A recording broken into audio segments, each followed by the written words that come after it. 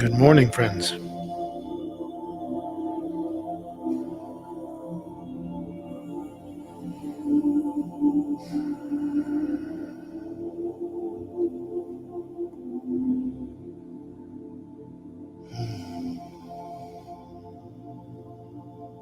It is good to be here this morning. Thanks for joining us here at Journey Home Meditation for the morning sit.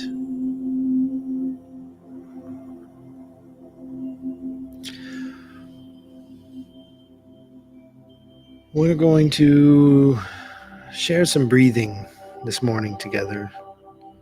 It's a very holy thing to do, to share breath.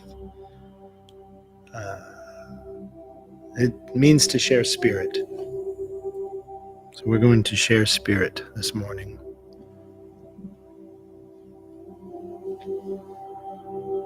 And we're going to have a little contemplation on some ideas, and I've got a poem or two for today. And all that is to say, I am very happy to be here today.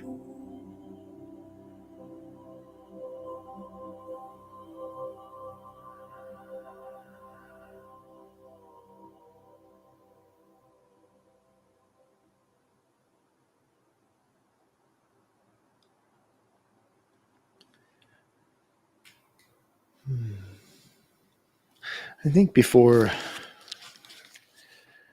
we get started, I'm going to a touch more comfortable.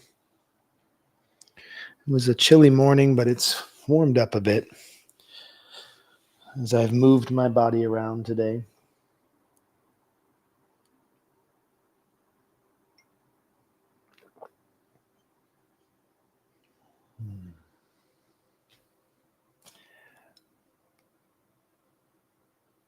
I think it's time to start off with just a few breaths together.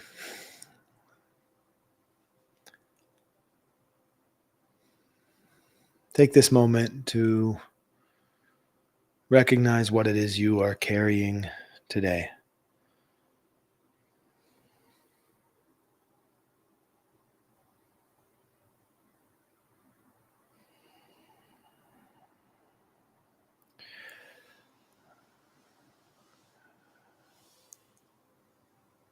Some mornings, what is more present is joy. Some mornings, what is more present is nostalgia.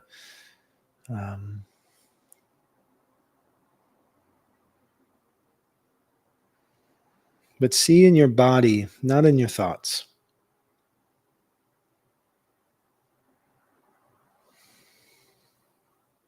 Just breathing gently and feeling what the breath is doing, feeling how the body is holding onto and letting go of that breath.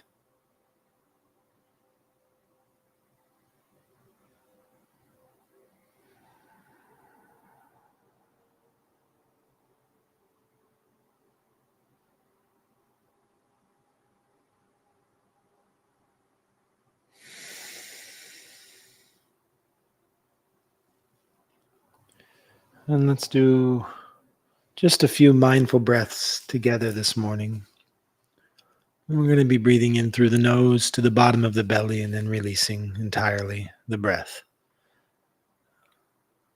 It's a good practice.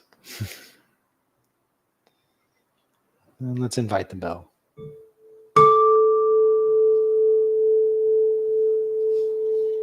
Breathing in.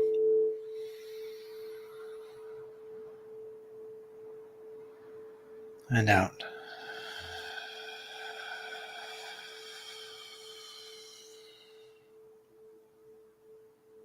See what's there that wants to come up.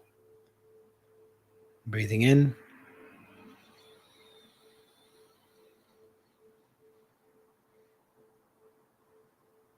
And breathing out. Greeting that sensation, that feeling, that tension with a warmth and a welcoming.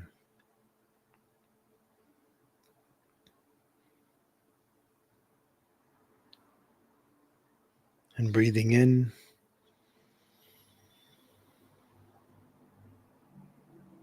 And out. Letting it go.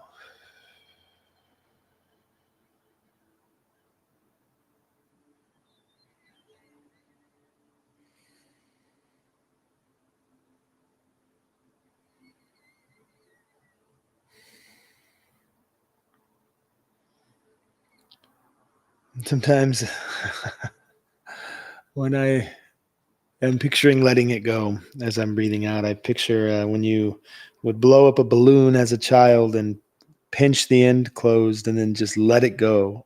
That balloon just goes mad all over the room. And there's always a shock to it. Even when you know you're going to do it, just what's it going to do? That's kind of how I feel sometimes, because letting it go doesn't mean saying goodbye to it. It means letting it go, letting go of my grasp, seeing what can happen. What's going to happen here? What's going to happen when I open this up? What's going to happen when I actually truly can embody the action of release? Just simple as opening the fingers and letting that balloon go.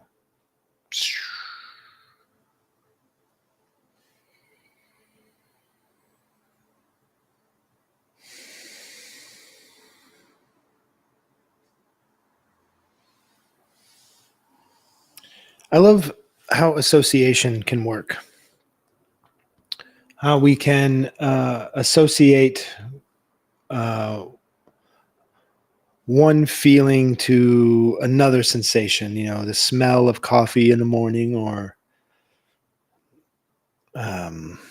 maybe the way a breeze feels on our skin. We can associate to a time in our childhood riding a bicycle, or we associate an emotional feeling about a loved one to a sense of fear or loss or joy from the past. These associations.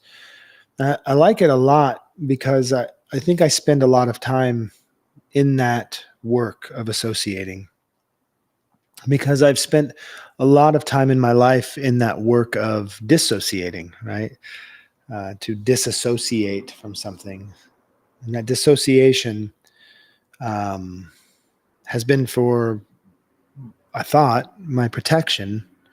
And in many ways it was in my life. But the ability to reconnect, it's not only this like remedy for what I thought was loneliness, what I thought was being alone in this world. But it's also the pathway into healing. It's the pathway into finding what is there. So when I start to associate, if I don't stop myself and I allow that to start flowing, if I let it go like the balloon from my fingers, it goes all of these wild directions. But it takes up all of the space that it can before it finally exhausts itself and just falls. Boom.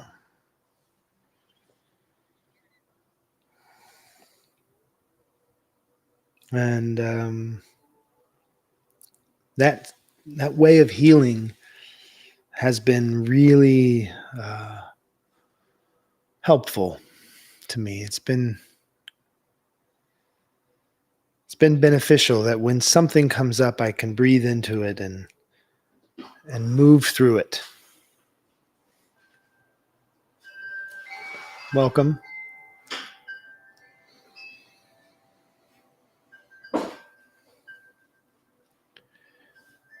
And so the act of reassociating is almost time travel in some ways.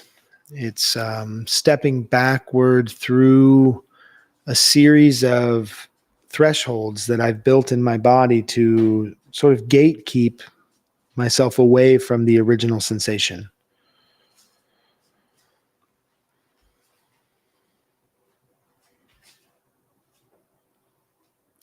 And so I step through from one little reminder, if I can allow myself to step through all of those things and play through that feeling, I can get to something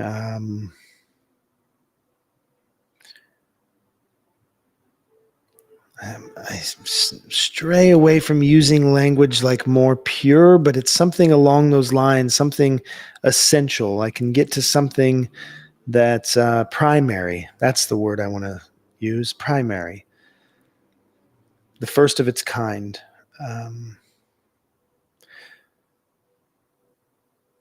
Poetry helps with this for me because I don't have to speak in full sentences and I don't have to explain myself. I can just explore that space the way that balloon that I released explores the room. It just finds its way wherever it needs to go until it exhausts itself and it drops.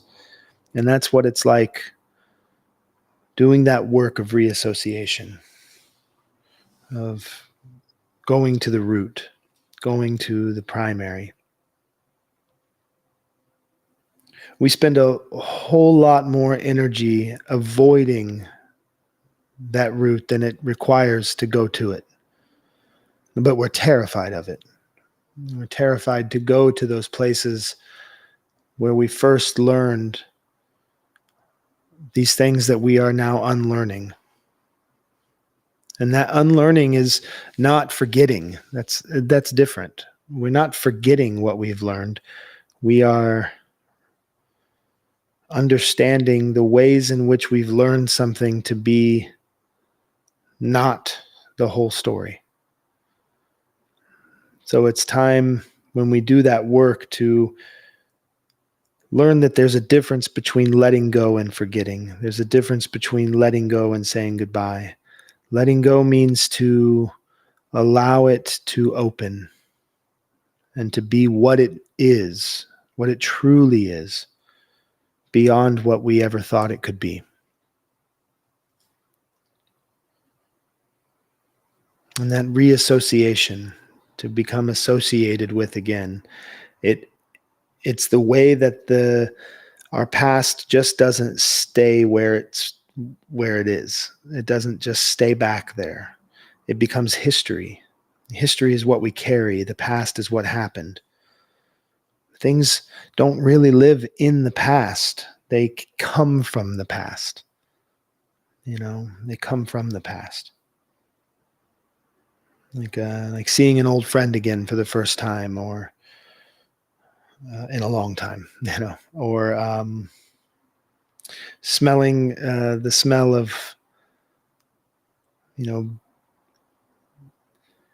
something that mom used to bake when you were a kid, or those smells of Thanksgiving morning, when you wake up with all of the smells of all of these just different delicacies being prepared, sweet potatoes and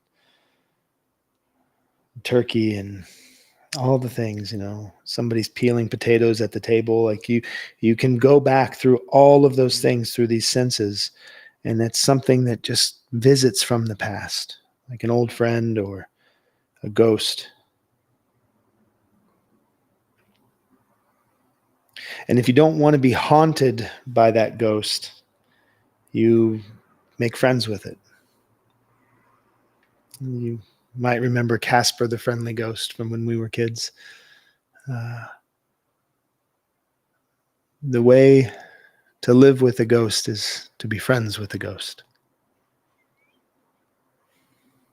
It's not to hide from it or exercise it. So I think about that this morning. I've been thinking about that all morning as I moved through some memories of childhood. Lovely memories in some ways and terrifying in others. The associations, again, are there, right? How we associate with what. And we may not be seeing all of the connections that we are tethered to with that memory. We may only think about the one memory, but it's tethered to all of these different things. It's bound to us. One of my favorite songs when talking about dying is Warren Zevon's Keep Me in Your Heart for a While. And one of the lines he says, he's talking about his own death. He knew he was dying when he wrote the song. He knew that it was coming up. It's a beautiful goodbye letter. First line that opens it up is, shadows are falling and I'm running out of breath. Keep me in your heart for a while. When I leave you, it doesn't mean I love you any less. But then he goes on to say later in the song, maybe when you're doing simple things around the house, maybe you'll think of me and smile, 'cause I'm tied to you like the buttons on your blouse. Keep me in your heart for a while. I think about that. I'm tied to you like the buttons on your blouse. It's lovely. And these ways that we're tied to these memories and these ghosts, they're not just one way. They're not just one thing. And then the associations start coming, and I think of Ross Gay telling us how he puts on his button shirt in the morning and how delicate the practice is with his fingers to do something so kind and gentle as to put a button through the hole. He's a large man. He's tall, he's big, he works with his hands in the gardens, and then he does this tiny, delicate thing.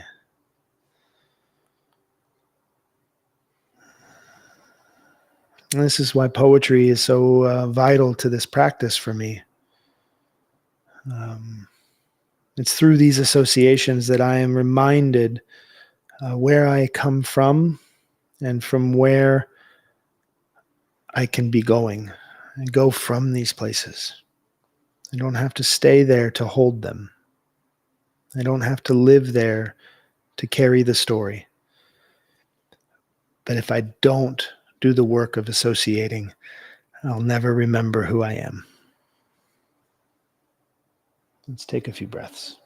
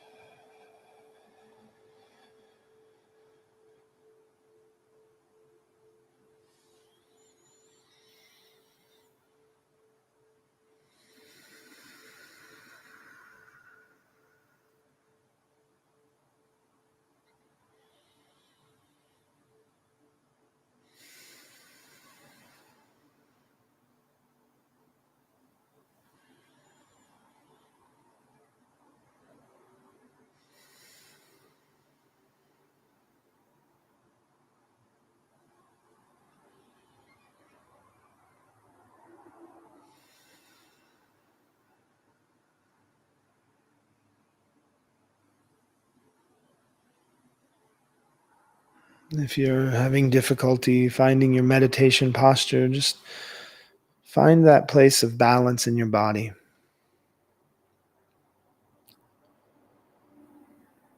This is not a practice of stress or strain or placing yourself into uncomfortable or painful positions. This is a non-violent practice of inviting yourself to the table. So find that balance and invite yourself in through the breath, lengthening the spine as much as you comfortably can without causing pain. Bring the shoulders together in the back, lift the head up, stand with confidence in your body. Feel the earth beneath you, whether it's through the chair you're on or the mat or the pillow. Maybe it's through your feet as you're standing at the counter. Wherever you are right now, just a few breaths. This is your invitation.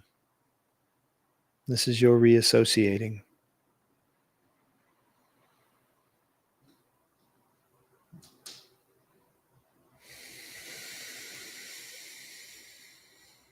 When you breathe in, feel the openness of the inside of your body. Feel yourself filling your own body, like you're being poured into this vessel.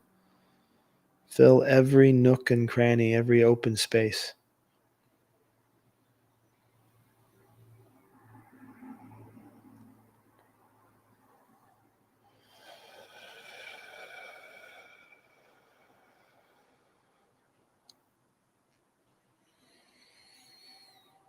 There it is.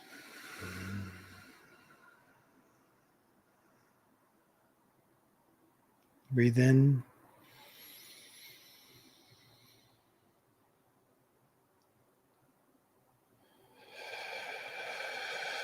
And let go.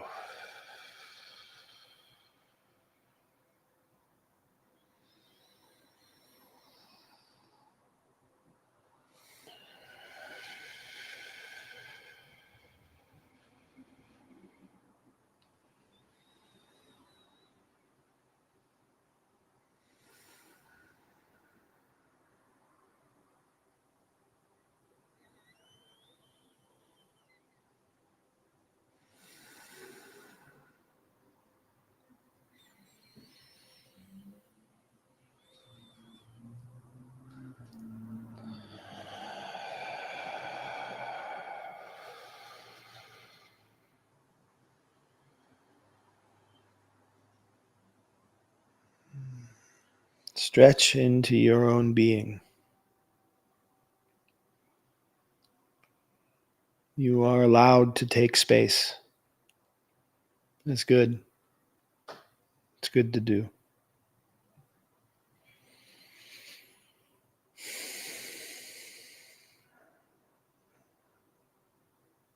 It's your body. Why not be in it? Why not be in it? I know that there's scary things that have happened there, and there's pain, and there's discomfort, and there's shame, and there's guilt, and there's fear, and all of those things. Yeah, that's true. But it's yours, damn it. It's yours. And once you can go into it, and you can find your invitation, and you can sit at that table of your own being, you'll find that there's a feast. There's a feast there, and you belong. And then the things that were scary aren't so scary anymore, like Casper the Friendly Ghost. Once you start making friends with those ghosts, they all are friends. They're all friends. They wouldn't be here otherwise.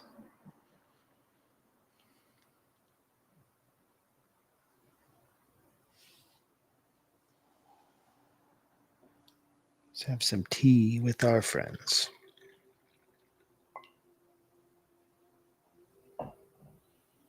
Ciao.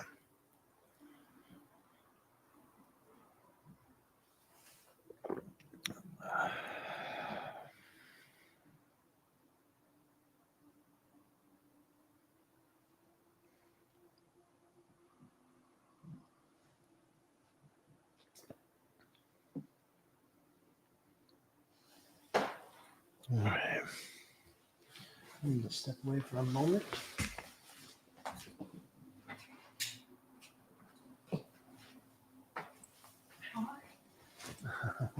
I just had the power strip that my computer was plugged into off, and I opened my eyes to see my computer begging for something to save it,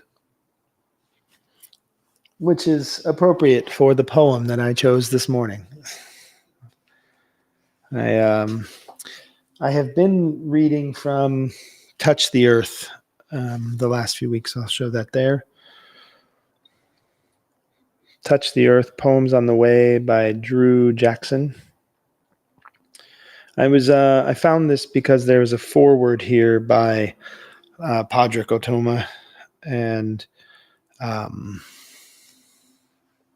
we have a lot of affinity with Padraig on this my practice, my program, as a lot of love for Padraig Otoma. And when I saw that he had written the foreword to this book, and I read what the book was, I was immediately interested. So I ordered it without having read any of it.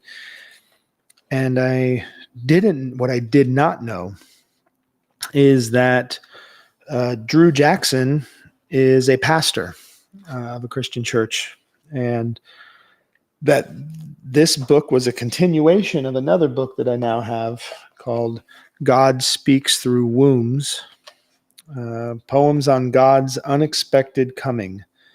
And this one has a foreword by Jean-Baptiste, one of my favorite current musicians. He's amazing. So there's a lot of these connections. But what I wasn't prepared for is that how this book was going to be this opening into my reassociating with a lot of painful memories growing up in the church. I'm not the only one who's experienced painful experiences from growing up in a church, whatever church it is. I know people who were raised in pagan communities with their second or third generation practitioners of different pagan practices who were raised in congregations of people practicing these things, and they were harmed by beliefs and by dogmas. And I know my friends that practice different Hindu practices, or people from Krishna consciousness and the Hare Krishna movement who have been harmed. So the way that God is given to us as children is oftentimes given to us by the pain of our parents. And that's a difficult thing for our little bodies to carry. God can become another word for pain. I think John Lennon said, God is a concept by which we measure our own pain. And I think that the reason God can become that, and for our parents, is because our parents are desperately, when we're children, desperately seeking salvation from their fear that they are failing, that they're failing us, that they've failed their parents. And then that gets passed on to us through so many different little ways. So God becomes painful. And then people use it as a weapon. When you can hurt somebody with something, it's a weapon. And then when you hurt so much that you want to hurt somebody,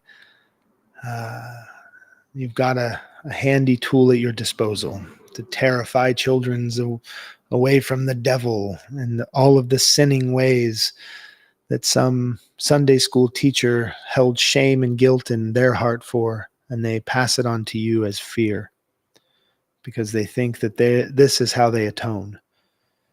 A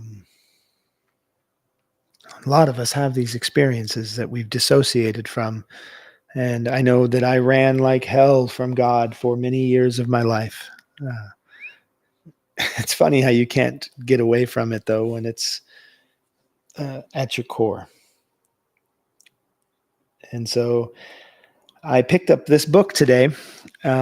This book is written by a pastor, and it's based on the book of Luke in the Bible. And anybody who is unfamiliar with the book of Luke, both of these books are based on the book of Luke. These poems, there's a response to certain verses. Each poem is a response. Luke is a book about movement, and it's a book about the revolutionary teachings of the Christ figure. And for this pastor to take on this challenge is such a meaningful thing to me, because I get so wrapped up in the fearful teachings that I forget about why Jesus was feared. I forget about that.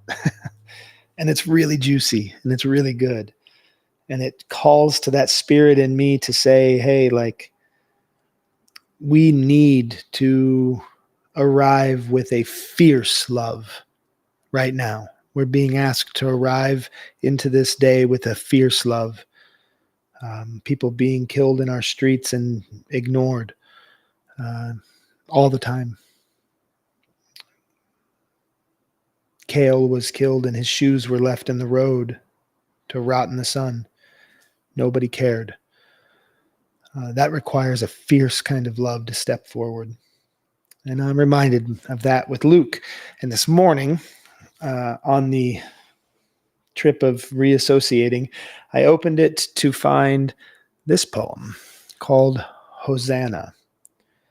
And it's based on Luke 19, verses 36 through 38. A little bit of background here. Hosanna is oftentimes exchanged as a celebration of the Lord in Christian circles, but it's not. That's not what it is. The root of Hosanna is desperation. It actually comes from a Hebrew word which means save us, save me. This is a plea. And at this time in the book of Luke, Jesus is coming in back into Jerusalem, and he knows that what's coming. He knows that he's coming in, and there's going to be these interactions that are going to lead to his eventual crucifixion. And at this time, he's gone from being this weird little cult leader of a small group of people who are his disciples to being maybe possibly what's going to save these people from their colonization by the Romans. So they're saying to him, Hosanna, Hosanna, Hosanna. They're calling to him, saying, save us. And that's what's happening in Luke 19, 36 to 38. And Drew Jackson says, a cry of liberation from the lips of those who do not wish to maintain the status quo. A longing for Babylon, America, and Rome to be overthrown. Could our hosannas go deeper? Cut off the root of an empire's fruit.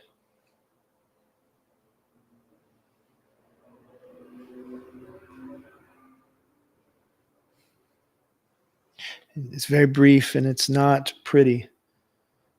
It's not pretty language. But it asks the strong questions at the end. Could our hosannas go deeper? And the poet here has put hosannas into italics, meaning this is a special moment. Could our hosannas go deeper? Cut off the root of an empire's fruit.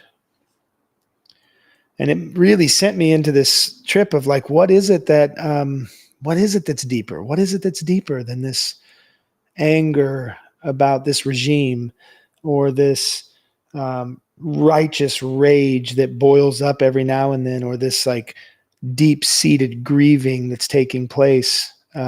What's deeper than that? Like in what way are these things the theater that my body is putting on for my benefit to get to the play? Like what is the Leela?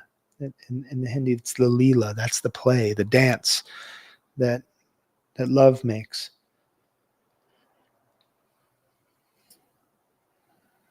And then I realized, like, I won't know until I go deeper, until I associate and reassociate and reassociate. And I've got to make those connections to figure out how to cut off that fruit at the root, how to get down there to really, and it has very little to do with some external empire, Babylon, America, Rome, as the poet says.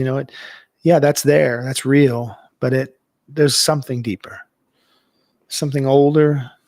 There's something there, and we need to reassociate. And that term Hosanna, Hosanna, and it brought back memories, strong memories of standing in the church's Pentecostal church, the holy rollers speaking in tongues, and this is my childhood, and people are just overtaken by the Spirit as they're singing Hosanna in the highest, blessed is he who comes in the name of the Lord. They're singing this over and over and over again, and it builds. It's building, and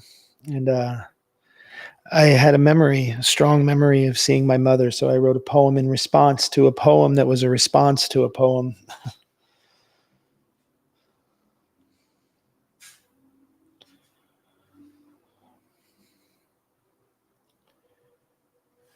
And this is my response. My response to Drew Jackson's poem, Hosanna, which is a response to Luke's poem in some book that was written a long time ago. We sang Hosanna in the highest, mouths drying in the song, In the still summer mid-morning swelter, your eyes closed, mine fixed on you. Yours were the first tears from closed eyes I can recall. The way even a closed fist cannot hold water and a closed mouth cannot sing, but it can hum and it can moan, and a closed mouth can say, Hosanna, Hosanna, Hosanna in the highest, anything to take me away from here, from now, anything to let the tears be free, but for opening my eyes today, Lord, please hear our cries.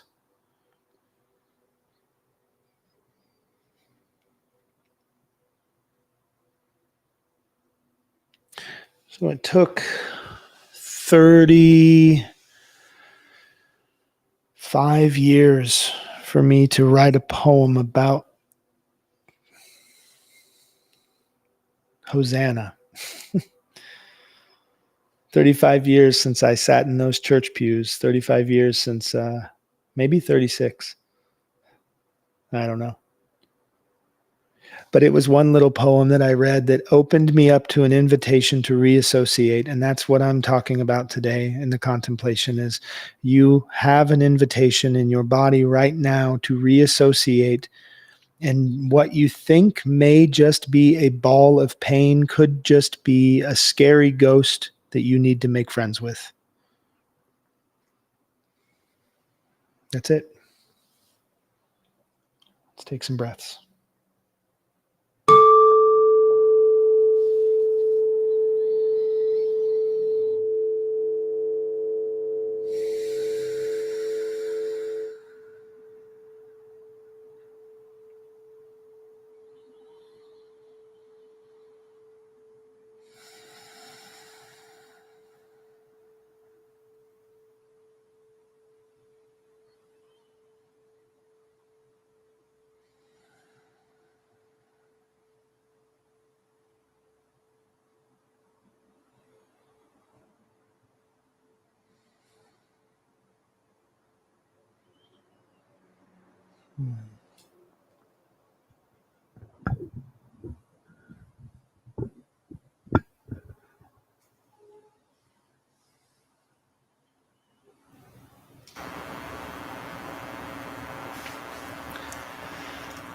Well, thanks for being here this morning.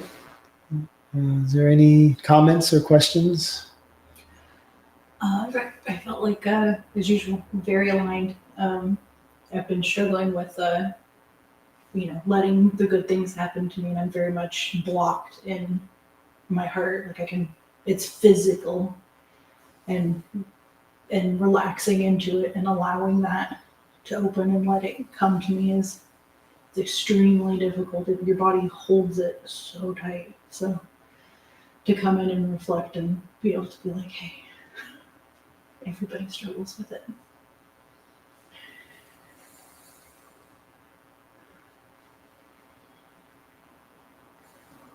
Yeah, it is physical.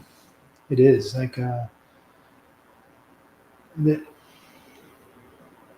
we've talked about before, there is no separation between the physical, the spiritual, the mental, the emotional. Like this is all just ways that we are expressing our being, but it's very much, in my experience, rooted in physical feeling that I can open up and get to where the pain is. It's my friend Ian Fisher, and I've talked about this before on the show. He has an album that he just released where all of the songs were kind of written after his mother died last year, a little over a year ago. And he's a phenomenal songwriter. And he's always been really good at writing songs that were kind of about him, but kind of about anything. He's the great American songwriter, tradition of he can write songs about people. But this album is really, really personal. And he's talking about his mother who he loved dearly, and one of the songs is called Growing Pains, and he talks about, I thought that I'd be done with the pain of, what is the line? Man, it's such a good line. I'm going to butcher it, so I'm not even going to say it. He talks about, as an adult, believing he was done with this pain of being uncomfortable, or this pain of like not knowing what's next. Like we know what's next. We go through our lives and we do these things, and then all of a sudden this thing happens, and he's now reassociating himself all the way back to, his tethered connection to his mother, and he's realizing that the pain of saying goodbye is a growing pain. He's growing, and there's a moment where he's repeating, growing pain, growing pains, and I wrote to him and I said, hey, I don't know if you intended this and if this is what you're actually saying, but there's a moment where it changes from growing pains to grow in pain. And I was like, and that's kind of the mantra that I've been singing when I hear that song now. I sing grow in pain. And he replied, he's like, well, it wasn't, but now it is, because it is a physical pain. It's a physical feeling of tightness, of protection, of holding on to and grasping, that when we can get to it, we let it go. But it aches to do that. And there's a grieving that needs to take place of like, this thing is now opened and it's coming out. And that hurts. And hurt just requires somebody to say, yeah, that hurts. I see that.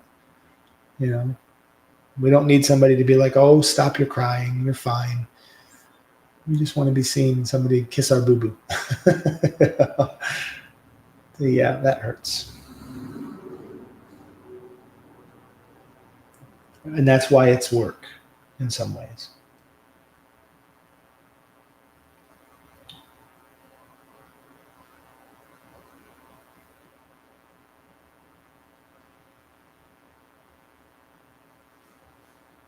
Is there anything else in your heart that you want to speak? Okay.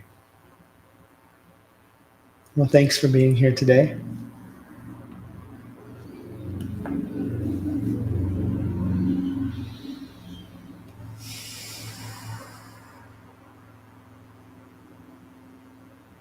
And thank you, anyone out there listening to this morning or at any moment. Reach out. I want to hear your stories as well. We want to share in communion with one another. I'd love to particularly hear about experiences that people have with religious injury and spiritual healing, how we can heal through our religious injuries to maybe learn and love and forgive even more than we thought we could. So if you want to share, I'd love to hear it. And send us a message, do it in the comments, or write me an email, journeyhomemeditation@gmail.com. I would love to hear from you. I'll see you tomorrow morning. Hari Om.